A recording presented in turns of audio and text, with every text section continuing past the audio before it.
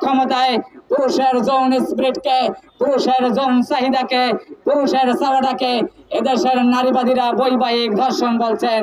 নারীবাদীরা বলছেন বিবাহিত মহিলারা নাকি স্বামী কর্তৃক ধর্ষণের শিকার হয়, তাদের এই বৈবাহিক ধর্ষণের অভিযোগটাই জানিয়ে দিচ্ছে পুরুষ কখনো অক্ষম হয় না।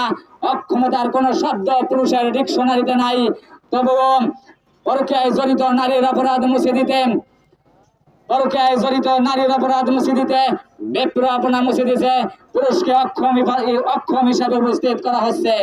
যেই পুরুষের বিরুদ্ধে অক্ষমতার অভিযোগ তোলা হচ্ছে, স্ত্রী চলে যাবার পর সেই পুরুষ দ্বিতীয় বিয়ে করে সংসার করছে, তাহলে সে অক্ষম হয় কিভাবে? আজ আমরা দেখতে পাচ্ছি বিয়ের দাবিতে অনশন, বিয়ের দাবিতে অনশনের নামে একটা পরিবারকে জিম্মি করা হচ্ছে, জোর জবরদস্তি ঘরে ঢুকে পড়ছে, আত্মহত্যার হুমকি দিয়ে ব্ল্যাকমেইল করা হচ্ছে। প্রশাসন তাদেরকে আটক না করে উল্টো সহায়তা করছে। অন্যদিকে কোনো পুরুষ বিয়ের দাবিতে অনশন করলে কিংবা নারীর প্রতারণার সুবিচার চাইতে গেলে তাকে মেরে তাড়িয়ে দেওয়া হচ্ছে। সমাজ এবং রাষ্ট্রের এই ভিন্ন নীতি নারী অপরাধের গতি বাড়িয়ে দিচ্ছে।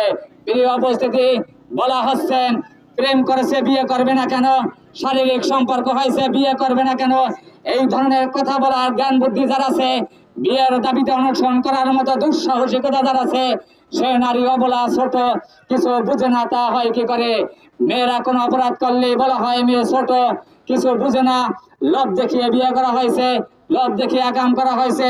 বরং এই সমস্ত কথার মধ্য দিয়ে নারীর অপরাধ মুছে দেওয়ার যে সংস্কৃতি চালু হয়েছে, এই সংস্কৃতির বিরুদ্ধে আমাদের প্রতিবাদ।